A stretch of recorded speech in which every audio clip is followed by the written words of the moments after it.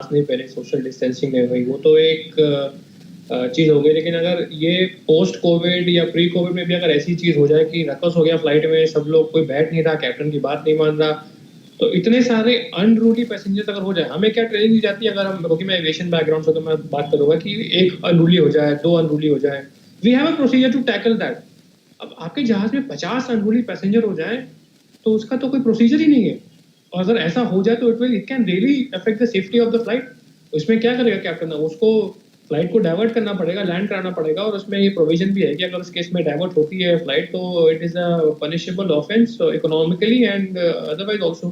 तो ये जो हुआ है कि फ्लाइट में किसी ने कुछ नहीं किया, बस न्यूज कवर करनी है, तो कुछ सेफ्टी फॉलो नहीं करनी, और उसके बाद जो नोटिस आया डीडीसी का कि फोटोग्राफी ही बैन कर दी, वो तो मुझे लगा कि it was very uncalled for. It is like अगर किसी एक ने हेट स्पीच कर दी तो पूरे इंडिया में आप फ्री स्पीच बैन कर देते, तो वैसा चीज हो गई। ये बड़ी आपने अहम बात बोली कि डीजीसीए को किस तरीके से इस पर रिएक्ट करना चाहिए था, क्योंकि जो जिस तरीके का आदेश आया वो ये था कि अगली बार अगर ऐसा कुछ हुआ तो 2 हफ्ते के लिए प्लेन उस सेक्टर में नहीं चलेगा।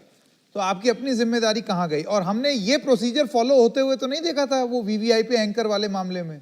उसमें तो एक ट्वीट हुआ था और 4 एयरलाइन ने तुरंत बैन कर दिया था। तो एक छोटे से ब्रेक के लिए रुक रहे हैं, ब्रेक के बाद इन सब सवालों के बारे में बात करेंगे, मुकाबला जारी रहेगा।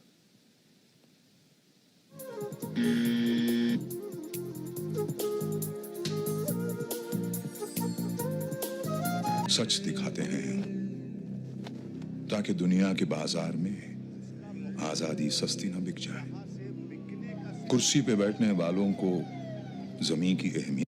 पटना में मुख्यमंत्री नीतीश कुमार से बीजेपी रिस्पॉन्सिबिलिटी बनती है कि वो कुछ रूल्स फॉलो करें।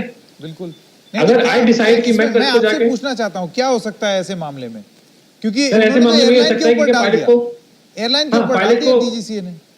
एयरलाइन के ऊपर डाल दी, क्योंकि डीडीसीए को खुद नहीं पता कि क्या करना, तो क्या कर सकता है? मेरे ख्याल से इस पे जो बेस्ट कर सकता हूं, अगर मैं उस फ्लाइट का कैप्टन होता, मेरी अगर बात नहीं मान रहे होते कोई भी, और this situation can easily become physically, मतलब कोई भी हो सकता था, हाथापाई भी हो सकती थी किसी 2 लोगों के बीच में, जब इतनी धक्का मुक्की हो रही है।